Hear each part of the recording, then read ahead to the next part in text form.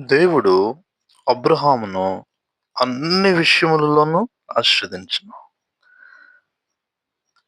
మనుషులకి కొన్నుంటాయి. కానీ కొన్ని విషయాల్లో కొరతలుంటాయి. కానీ అబ్రహాము జీవితాన్ని మనం చూస్తే అన్ని విషయముల్లోనూ ఆశీర్వదించాడు. ఎందుకు అంటే దేవుడు ఒకసారి అబ్రహాం దగ్గరకు వచ్చాడు. అబ్రహాం దగ్గరికొచ్చి ఆయన మెసొపొతేమియా అనే దేశంలో ఉన్నప్పుడు దేవుడు అబ్రహాం దగ్గరికొచ్చి, "అబ్రామా, నేను నిన్ను ఆశీర్వదిస్తాను. నీవు లేచి నీ దేశము నుంచి, నీ బంధువుల యొద్ద నుంచి, నీ తండ్రి ఇంటి నుంచి నేను నీకు చూపించు దేశమునకు వెళ్ళు" అని చెప్పాడు. చెప్తే వెంటనే అబ్రహాము దేవునికి లోబడటానికి నిర్ణయించుకున్నాడు. అబ్రహాం గురించి వ్రాయబడిందేంటి అంటే, అబ్రహాము దేవుణ్ణి నమ్మెను, అది ఆయనకి నీతిగా ఎంచబడెను.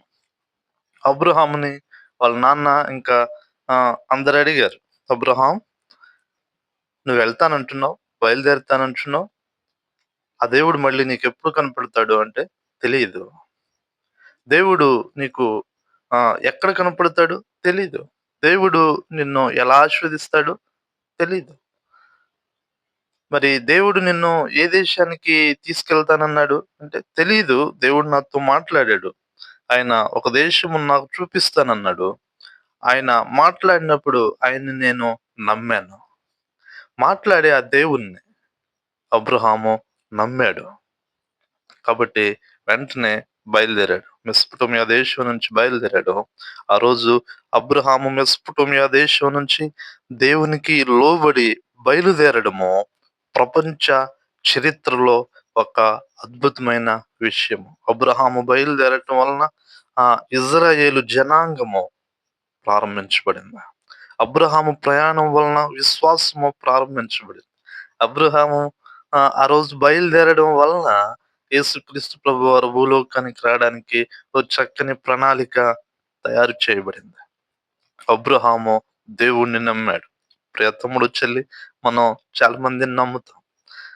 ఉదాహరణకు ఆటో ఎక్కేటప్పుడు ఆటో డ్రైవర్‌ని మనం నమ్ముతాం. మనం ఆయన్నేం అడగం. "సార్, మీకు లైసెన్స్ ఉందా? మీరు మమ్మల్ని క్షేమంగా తీసుకెళ్తారా?" అని మనం ఏమి అడగం. ఆటో డ్రైవర్‌ని నమ్ముతాం. మనకు చిన్న చిన్న బలహీనతలొచ్చినప్పుడు ఆహ్, రోడ్‌లో ఉన్న చిన్న డాక్టర్ దగ్గరికెళ్ళినప్పుడు మనం ఆహ్, అతన్నేం అడగం. "సార్, మీరేం చదువుకున్నారు? ఎంబీబీఎస్ మీకుందా? సర్టిఫికేట్ మీకుందా సార్?